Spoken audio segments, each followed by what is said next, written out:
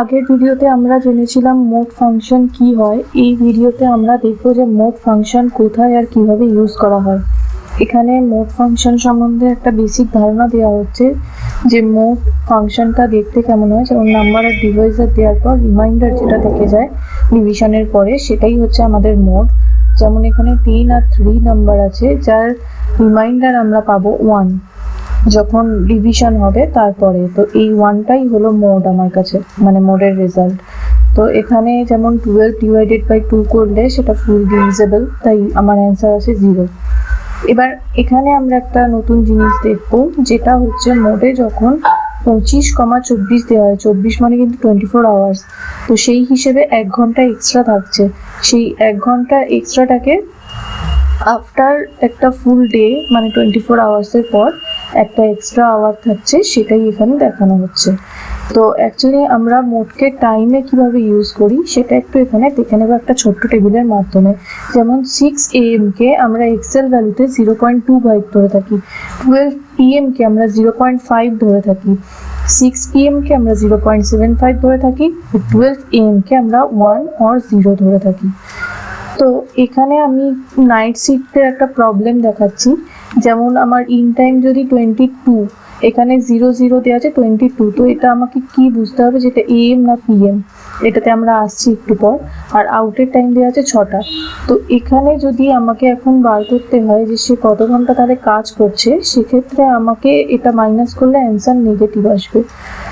এবার এই ক্ষেত্রে আমি এখানে মোডকে ইউজ করব, কমা দিয়ে আমাকে এখানে 1 তো আমি আগেই বলেছি যে 1 কাকে নির্দেশ করে, তো সেই কারণে 24 আওয়ার্স যখন হচ্ছে তখন আমাকে 1 দিতে হবে। আচ্ছা, 1 মানে এখানে আবার বলে দিয়েছি ফুল ডে 24 আওয়ার্সকেই আমরা এখানে 1 হিসেবে ধরছি।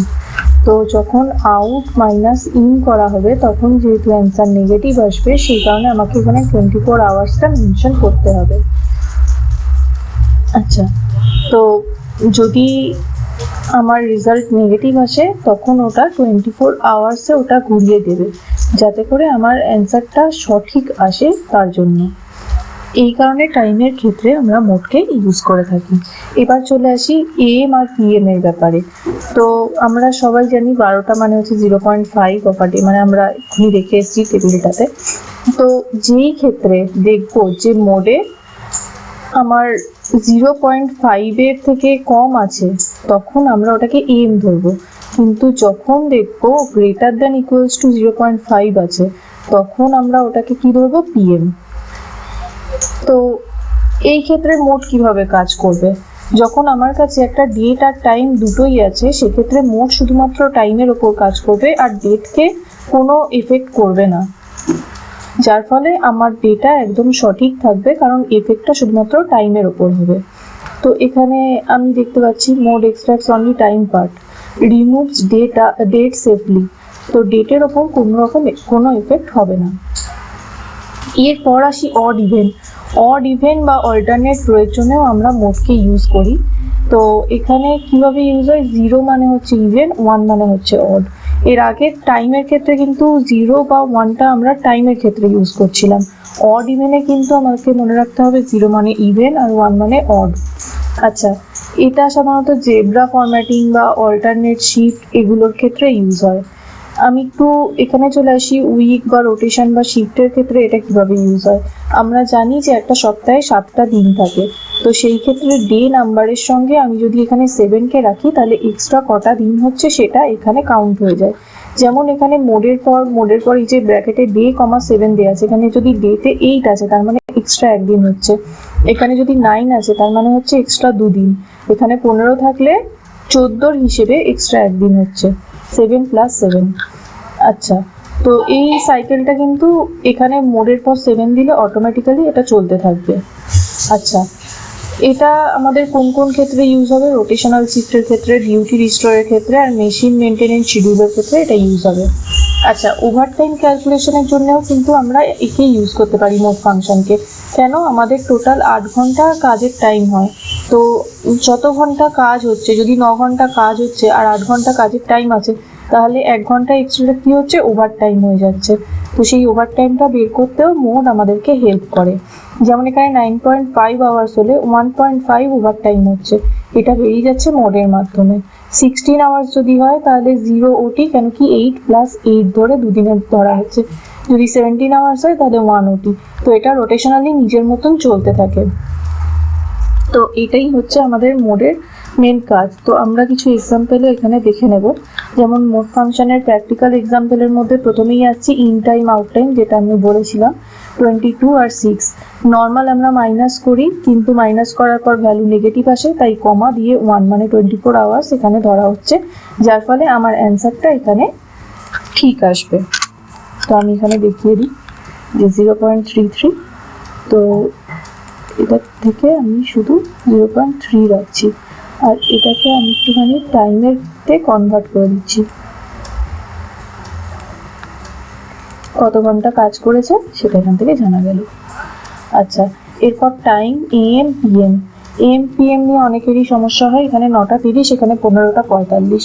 কোনটা AM হচ্ছে কোনটা PM হচ্ছে সেটা আমাকে হেল্প করবে মোড জানতে।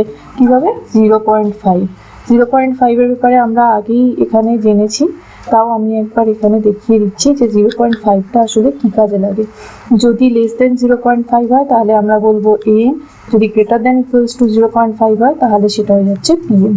তো এখানেও সেম ভাবে আমরা দেখতে পাচ্ছি, যদি লেস দেন 0.5 হয় তাহলে কি হবে, আর না হলে কি হবে সেটা ইফ ফাংশনের মাধ্যমে এখানে করা রয়েছে। আর এতেও আমরা ইউজ করব মোড কি। আচ্ছা, এরপর অল্টারনেট রো লেভেলস এর মধ্যেও আমরা দেখতে পাচ্ছি যে মোড কাজ করছে, যে কোন নাম্বারটা ইভেন কোন নাম্বারটা অড, সেক্ষেত্রে আমরা মোডকে ইউজ করছি। 0 মানে হচ্ছে আমাদের কাছে ইভেন, আর না হলে অড। যদি ইকুয়ালস টু 0 হয় তাহলে ইভেন, না হলে অড। ইফ ফাংশনের মাধ্যমে এটা এরকম ভাবে ইউজ করা হচ্ছে। এরপর আমরা চলে আসছি ডে কাউন্টে। ডে কাউন্ট, ডে নাম্বার 1 থেকে 7। তো আমরা এর আগে জানলাম যে 7 তো আমাদের একটা উইকের যে কটা দিন থাকে, তো সেই ক্ষেত্রে এখানে আছে 1, ডে কাউন্ট 1। এখানে জিজ্ঞেস করা হয়েছে যে ডে নাম্বারটা কত। তাহলে আমি যদি এখান থেকে স্পেসটা সরিয়ে দিই, আমার কাছে এখানে অ্যান্সার চলে আসবে।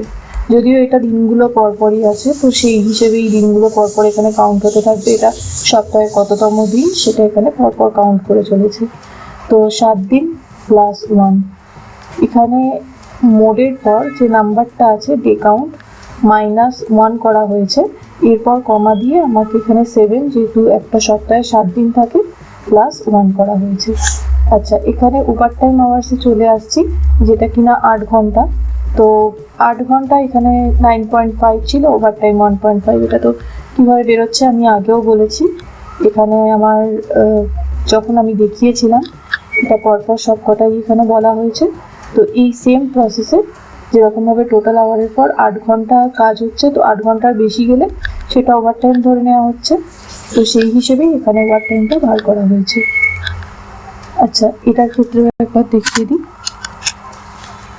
1.5, এখানে 7.25 ছিল ওয়ার্ক আবার, তো আমার এখানে কম হয়েছে সেক্ষেত্রে এটা 1.5। এটা ওভার টাইম না, বরং দেখতে গেলে যে 8 ঘন্টার কাজের ক্ষেত্রে এটা কম হয়ে গেছে সেক্ষেত্রে, আর এখানে এটা ওভার টাইম হিসেবে ট্রিট করা হচ্ছে।